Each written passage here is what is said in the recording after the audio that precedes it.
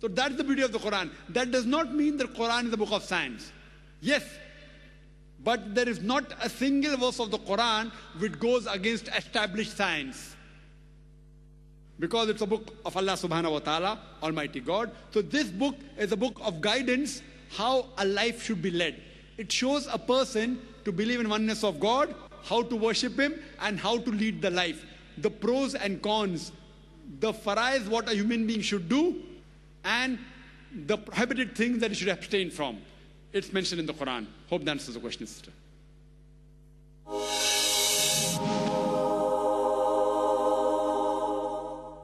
Sister, could please stay at the microphone. I'll come back to you after I take a question from the gentleman's side.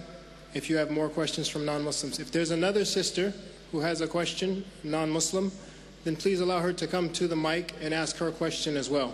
But until then, I'll go with the brother in the front. Good evening again, everyone. It was amazing to see how much science that the glorious Quran contained after your talk. But in most of the examples from the Quran which you gave, it is very difficult to comprehend what the Quran tells before actually the science discovers or invents that particular phenomenon. For example, you said, in the honey, there is healing of humanity in the Quran. And you mentioned it as it's about if a person is maybe say poisoned with a plant, the honey of the plant should be taken. So what is the use, say, of a almighty holy scripture talking about things which you are only able to comprehend after the real invention is made by science? So can you tell me now something from the Quran which will be invented by science later or yet to be invented? Brother, that's a very good question. That I've mentioned many things about science, indirectly saying all this was already discovered earlier. And if Quran says something and after science has discovered, so what's the use? Can you tell me something which science hasn't discovered? Brother, that's the reason the Arabs were advanced in the field of astronomy. Why? Because they read the Quran. The Quran has a lot of information on astronomy. So when they read the Quran, they try and do more investigation. They do more research. And that's how they come to know. Quran is a telegraphic message. See, the book of science only on one subject. In medicine, one subject only requires volumes. So if that way the Quran is, this Quran, most of the human beings, they don't like to read. Oh, such a big book. So if God Almighty wrote in detail, then even a big building, you will require thousands of buildings to contain the message of the Quran. Quran is telegraphic message. So in telegraphic message, many of the Muslims, they read the Quran and they made advances in science. That's the reason we find, if you go back into history, the Muslims advanced in science and technology. But you pose the question, forget about the past. What about today? All what I've mentioned has been discovered earlier, but many of them were discovered by Muslims, some by non-Muslims, some by Europeans. What about things which science hasn't discovered? Fine. First, I'll tell you those things which science hasn't established, but yet there are high chances, which Quran has testified, and I believe in it. For example, Quran says in Surah Shura, chapter number 42, verse number 29, that it's Allah subhanahu wa ta'ala who has created the creatures in the heavens and the earth and has placed creatures in them. So Quran says there is life besides this earth. Today science hasn't proved there is life besides this earth. Scientists say there are high possibilities that life will be there besides this earth. So they are sending rockets, spaceships, moon, Mars. Quran says there's life besides this earth. I believe in it. Science may discover it tomorrow, after 5 years, after 10 years, after 100 years. Quran says, I believe in it. Today, there are many hypotheses how the world will end. It says that the sun will become big and the world will end. The mountains will fall down. The mountains will become smooth. The ocean will swell up. The world will enter into a black hole. Many hypotheses. Many of these hypotheses, not all, they match with the Quran.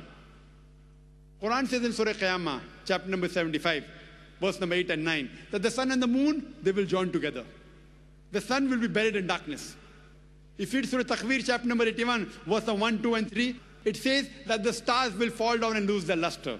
The mountains will fall down to utter ruin. The ocean will swell up. It's mentioned in Surah Infitar, chapter number 82, verse 1 and 2 and 3. Again, the ocean will swell up. The stars will fall down. Similar to many of the hypotheses. But Quran says, I believe in it. Quran further says, in Surah Anbiya, chapter number 21, verse number 104. We have created this creation, we will destroy it and create a new creation. Science hasn't discovered that yet. Quran speaks about life after death. Science hasn't proved that yet. Quran speaks about heaven and hell. Science hasn't proved about that. Quran speaks about jinn. Today psychologists say extraterrestrial power. There are some people who get possessed with jinns. Quran speaks about that. Quran speaks the first man on the earth was Adam, peace be upon him. Science hasn't proved. There are high possibilities science will prove.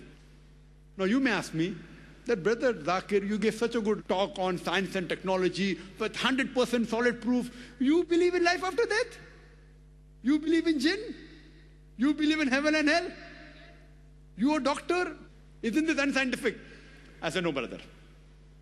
I believe that it is scientific. Suppose whatever the Quran has mentioned, 80% has proved to be 100% correct. I spoke about astronomy, about geology, water cycle, oceanography, botany, biology, zoology.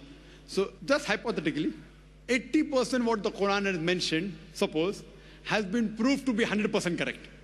The remaining 20% is ambiguous. Neither right, neither wrong. Not even 0.1% of that 20% which is ambiguous has been proved to be wrong. There is not a single verse of the Quran which can be proved false by established science. Hypothesis. So my logic says when 80% is 100% correct and the remaining 20% is ambiguous, but not even 0.1% of that 20% is proved wrong. So my logic says that even that 20% inshallah will be correct. If not today, tomorrow, after 50 years, after 100 years, after 1,000 years, Allahu Alam, God knows, they will prove there is life after death. They will prove there is jinn. They will prove there is hell. They will prove there is heaven, and so on and so forth. I can give another lecture on things which science hasn't proved, but inshallah will prove. Hope that answers the question. Thank you for the question. Sister Said, if you have another question from a non-Muslim sister, could you please state it? This is the last question from Sister Vandana. Your memory and grasping is phenomenal. Is there any mention about better memory power? Sister asked the question that my memory is phenomenal through the grace of Allah subhanahu wa ta'ala. Is there any verse in the Quran which speaks about memory? As far as people keep on asking me that what is the secret? Do you have a computer chip? What is the secret? The secret, it is given in the Quran. And in my Dawah training program, which I take for my students, I say there are 3 things required. Number 1, the Quran says in Surah Al-Imran, chapter number 3, verse number 160, that if Allah helps you, none can overcome you. If Allah forsakes you, who is there then who can help you? So let the believers put the trust in Allah. Number 1 is trust in Allah. Number 2, the Quran says in Surah An-Kabut, chapter number 29, verse number 69, if you strive in the way of Allah subhanahu wa ta'ala, if you struggle and do jihad in the way of Allah subhanahu wa ta'ala, Allah will open up your pathways. Number 2 is hard work. And number 3 is, Allah says in Surah Anbiya, chapter number 21, verse number 7, and Surah Nahl, chapter number 16, verse 43, فَاسْأَلُوا أَهْلِ الذِّكْرِ إِن كُنتُمْ لَا تَعْلَمُونَ. If you don't know, ask the person who's knowledgeable. The third is the technique. The technique which we train in our Dawah training program. People ask me, Mr. Zakir, what is the technique? I tell that is the third and the least important. Number 1 is faith in Allah. With all your techniques in the world. You know, many of my students have done MBA and memorizing technique, triangle and horse. I don't know whether you know about the triangle technique and this and that and pegging. Initially they are good students. Towards the end, they come at the bottom. Allah's help is the best, better than any pegging or any triangle, anything. Number 1. How do you get Allah's help? If you strive in His way. You strive in His way, you have to get success. If you don't get success, you are not striving correctly in the way of Allah subhanahu wa ta'ala. Regarding technique of memory, etc., that is least important. We have a training course where we have a 40 days training course where we train people, and mashallah, you'll be shocked that even my students,